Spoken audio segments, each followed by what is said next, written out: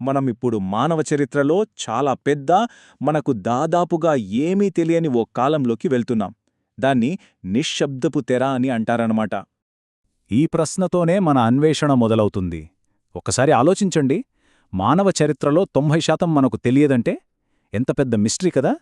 మనం ఇప్పుడు మాట్లాడుకునే చరిత్ర అంతా మహా అయితే కొన్ని వేల సంవత్సరాలది. మరి దానికి ముందున్న లక్షల సంవత్సరాల సంగతేంటి? మనకు దొరికే పురావస్తు ఆధారాలు అంటే ఎముకలు, రాతి పనిముట్లు లాంటివి కొన్ని బేసిక్ విషయాలు చెబుతాయి. వాళ్ల శరీరం ఎలా ఉండేది, ఏం తినేవారు, ఎలాంటి టెక్నాలజీ వాడేవారు, ఇలాంటివి తెలుసుకోవచ్చు. కానీ వాళ్ల మధ్య సంబంధాలెలా ఉండేవి, వాళ్ల నమ్మకాలేంటి, వాళ్ల జీవితాల్లో జరిగిన కథలు, డ్రామాల విషయానికొస్తే ఈ శిలాజాలు ఎక్దం సైలెంట్ అయిపోతాయి. ఈ తెర, ఇది మనకి, మన పూర్వీకుల అసలు జీవితాలకి మధ్య ఓ అడ్డుగోడలా నిలబడి ఉంది. మనం మాట్లాడుకునేది వందల సంవత్సరాల గురించి కాదు, 10,000 సంవత్సరాల మానవ అనుభవాల గురించి. సింపుల్గా చెప్పాలంటే నిశ్శబ్దపు తెర అంటే మన పూర్వీకుల చరిత్రలో ఓ సుదీర్ఘమైన కాలం. ఆ టైం నుండి మనకు కేవలం భౌతిక ఆధారాలు మాత్రమే మిగిలాయి. వాళ్ల కథలు, రాజకీయాలు, నమ్మకాలు అన్నీ కాలంలో కలిసిపోయాయి. సరే, మరి తెర వెనుక ఏముంటుంది ఊహించుకుందాం. మన చరిత్రలోలాగే వాళ్ల కాలంలో కూడా పెద్ద పెద్ద యుద్ధాలు, విప్లవాలు జరిగి ఉండొచ్చు. ఎంతోమందిని ఉత్తేజపరిచిన మత ఉద్యమాలు, జీవితమంటే ఏంటి అని వెతికే తాత్విక సిద్ధాంతాలు, అద్భుతమైన కళాఖండాలు, ఇలా ఎన్నో ఉండి ఉంటాయి. కాని వాటి గురించి మనకు తెలిసే అవకాశం ఏమాత్రం లేదు. ఒక్కసారి ఇమాజిన్ చేసుకోండి, మనం చరిత్రలో చదువుకున్న నెపోలియన్ లాంటి వాళ్ళు ఆ కాలంలో కూడా ఉండి ఉంటారు కదా. మాటలతో, బలంతో చిన్న చిన్న సమూహాలను ఏలిన గొప్ప వేటగాళ్ల నాయకులు. వాళ్ల కథలు మనకు ఎప్పటికీ తెలియవు. ఈ ఊహనింకొంచెం ముందుకు తీసుకెళ్దామా? పెద్ద పెద్ద ఆర్కెస్ట్రాలు లేకపోయినా ఒక చిన్న వెదురు ఫ్లూట్తోనే వినేవాళ్లను కంటతడి పెట్టించేంత టాలెంటున్న సంగీతకారులు, అంటే ఆ కాలపు బీతోవెన్లు ఉండి ఉండొచ్చు. వాళ్ల సంగీతం గాల్లో కలిసిపోయింది, మనదాకా రాలేదు. ఇక ఫైనల్గా ప్రపంచమంతా ఆరాధించే దేవుళ్ళు కాకుండా కేవలం వాళ్ల ప్రాంతంలోని ఒక పాత ఓక్ చెట్టు చెప్పిన మాటల్నే దైవవాక్కుగా నమ్మి ప్రజలకు చెప్పిన ఆధ్యాత్మిక గురువులు, ప్రవక్తలు ఉండి ఉంటారు. వాళ్ల బోధనలన్నీ ఆ అడవులకే పరిమితమైపోయాయి.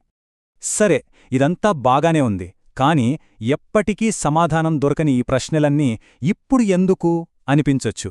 ఇక్కడే అసలు పాయింటుంది. ఈ తెలియని గతాన్ని అర్థం చేసుకోవడానికి ప్రయత్నించడం చాలా ముఖ్యం. ఈ నంబర్ చూడండి, 60,000 జస్ట్ ఒక నంబర్ కాదిది. మనం పట్టించుకోకుండా వదిలేసే ప్రమాదంలో ఉన్న మానవ చరిత్ర అన్ని సంవత్సరాలది. ఇక్కడున్న ప్రమాణం ఏంటంటే మొత్తం 70,000 సంవత్సరాల ఆధునిక మానవ చరిత్రలో దాదాపు 60,000 ఏళ్ల కాలాన్ని, అంటే మేజర్ పార్ట్ని, ఆ కాలంలో బతికినవాళ్లు ఏమీ గొప్ప పనులు చెయ్యలేదులే అని చెప్పి సింపుల్గా పక్కన పెట్టేయడం. కాని అసలే నిజమది కాదు. వాళ్ళు చాలా చాలా ముఖ్యమైన పనులు చేశారు. వాళ్ల ప్రభావం మనం ఊహించిన దానికంటే చాలా ఎక్కువ. వాళ్ల కథలు మనకు వినిపించకపోవచ్చు, కాని వాళ్ల పనుల ప్రభావం మాత్రం ఇంకా వినిపిస్తూనే ఉంది. సాధారణంగా మనం చరిత్రపూర్వ ప్రపంచం అనగానే ఏమనుకుంటాం? మనిషి అడుగుపెట్టని స్వచ్ఛమైన అడవులు, ప్రకృతి, ఇలాంటిదే కదా ఊహించుకుంటాం. కాని అది నిజం కాదు.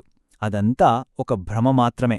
ఆ స్వచ్ఛమైన ప్రకృతి అనే ఆలోచన ఒక అపోహ. అసలు వాస్తవం పూర్తి భిన్నంగా ఉంటుంది.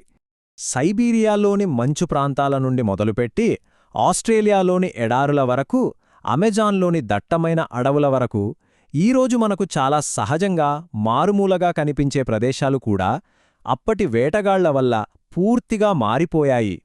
వాళ్ల వల్లే అక్కడి పర్యావరణ వ్యవస్థలు రూపుదిద్దుకున్నాయి. సో అసలు విషయమేంటంటే, మన పూర్వీకుల నిజమైన వారసత్వం రాళ్లలోనో పనిముట్లలోనో లేదు.